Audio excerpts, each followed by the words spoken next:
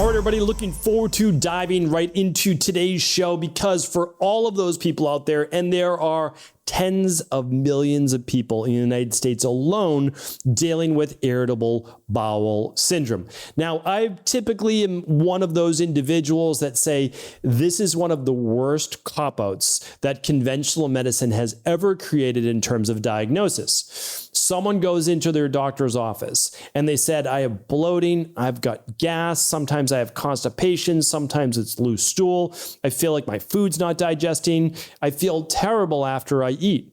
And their doctor says, oh, it sounds like you have IBS. And the individual's like, great, finally a diagnosis. And they give you some specific medications or whatever it might be. And you go home and you start to Google IBS and you say, oh, it just stands for irritable bowel syndrome.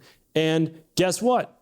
All that does is blanket me as one term into a host of symptoms such as bloating, gas, alternating constipation, loose stool, etc. It doesn't tell you why you got IBS in the first place. Now, I have lots of shows on IBS, but almost always, it is one of the 5 main issues with the gut. It's candida overgrowth, it's bacterial overgrowth, it's H. pylori and stomach acid issues, it is parasites, or it's food sensitivities, and along with that, almost always slow bowel motility from stress. And your doctor probably has never talked to you about that before, right? So this is something we specialize in. We've helped hundreds of thousands of people with digestive issues. It's really one of the main things that we do.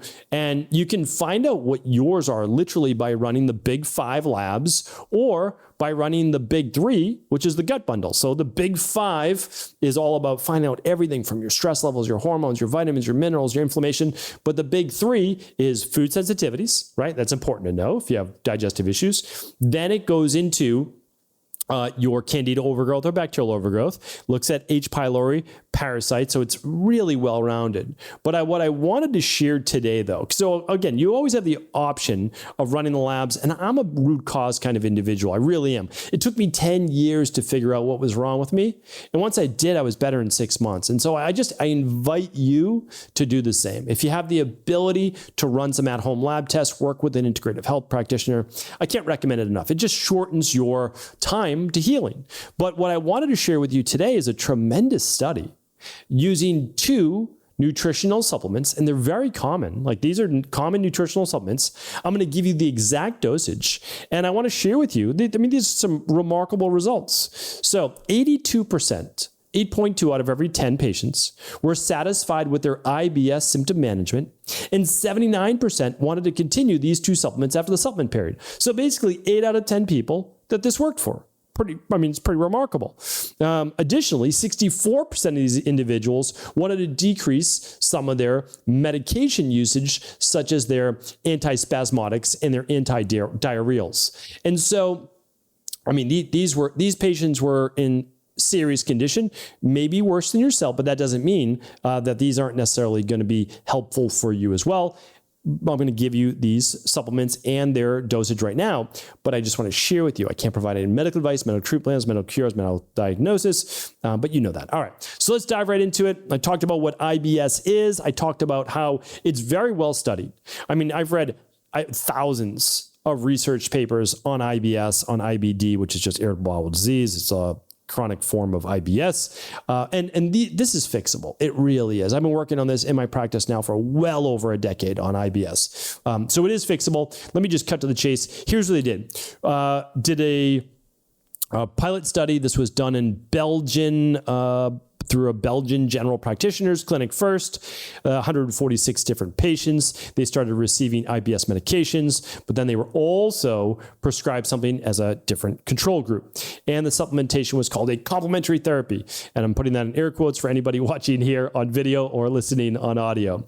And so this was a 2-month protocol that consisted of 400 milligrams of berberine and 98 milligrams of curcumin extract daily. So like I said, this is pretty common, these two nutritional supplements. So what they did was they filled out these symptom questionnaires and were assessed using the IBS Severity Index. You're able to look this up yourself. Why don't I try to find it for you? And I'll link it up today at stephencabral.com/3281. And I'll also link up the lab tests. I can't link up the nutritional supplements, but I'll tell you exactly what we use in our practice. All right. So after 2 months of the supplementation, it was 400 milligrams of berberine. Most berberine comes in, by the way, in 500 milligrams, so you can just take a 500 milligram, and 98 milligrams of curcumin, which is actually, it's a really low dose. I want to state that. Curcumin is basically turmeric, but it's an extract of turmeric using the curcuminoids, but it's a low dose. So anyway, this is very low dose. So after 2 months of supplementation, the results showed significant improvements in overall IBS scores compared to the baseline when they had just been receiving the pharmaceutical drugs. On average, they dropped about 50%, so 48% from moderate to mild IBS. So they went from high IBS-based symptoms now to moderate or mild IBS, so occasional-based issues. When looking at individual IBS symptoms, averages of abdominal pain decreased by 47.2%, abdominal distension, which is essentially bloating, it decreased by 48%, intestinal transit time decreased by 46%. I mean, that's huge, right? 46.8. That means like you don't feel as constipated. And influence on quality of life decreased by 48.1. So like when you look at all these symptoms, bloating, abdominal pain, like gas pain, slow bowel transit time, constipation, and then overall, like, can I go out to dinner with individuals? Can I go out and feel normal in air quotes?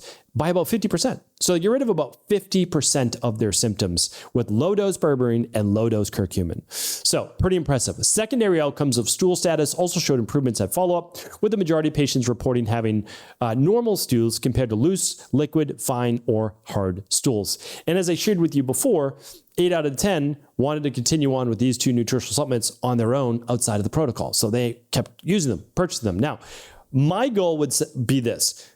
Listen, I love to help people with their symptoms, no doubt about it, but let's get to the root cause. Let's fix the Candida bacterial overgrowth, the H. pylori parasites, the food sensitivities, right? Like let's work on those and that stress causing the low transit time, the slow transit time. We can do that. But at the same time, why not use a product like Berberine Plus? It's 500 milligrams. You could use it once or twice a day. Just take it with a meal. You could do it morning and dinner. So breakfast and dinner, no problem.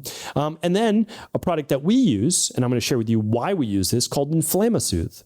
InflamaSoothe has 1 gram, so 1,000 milligrams of turmeric with those curcuminoids in there, but it also has ginger. Why is that important? Because for inflammation and soothing IBS, you can look up and I've given the research on this, ginger for IBS is fantastic. So this is what we use. Very simple, very straightforward.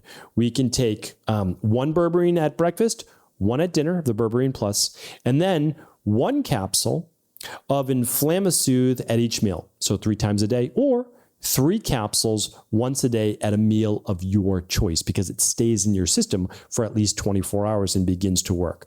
Super easy. This would give you the entire protocol and more. And if I could add one other product, it would be omega-3s. The daily omega-3s support 2 soft gels, take 1 at lunch, 1 at dinner, you're good to go. Like that would be, now there's always more you could do, but if you're looking to replicate these results, that would be my recommendation. And it's what I use in my practice while I'm helping people with their underlying root cause. So yes, of course I want to help the symptoms based on science, based on like this scientific research right here. But at the same time, let's work to 100%. Right?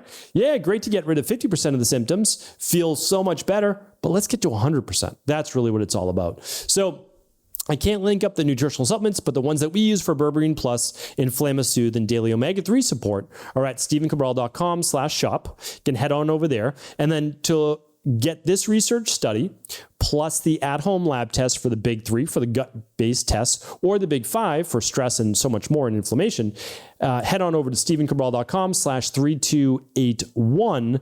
And what I'll do is I'll link up all of those there. I just can't link up nutritional supplements on podcast pages because the FDA and FTC do not allow that. Thank you, everybody. Have an amazing day. If this was helpful, of course, do feel free to share it with anyone you believe it could serve. Take care. Thanks so much for tuning into today's show. Before you go, don't forget to hit that subscribe button. I want to make sure that you're getting our daily content, not missing out on anything functional medicine, wellness, weight gain, weight loss, anti-aging, living longer, stronger, and all of the most cutting-edge research. And if there's any topics you want to hear, feel free to leave them in the comments below. Take care.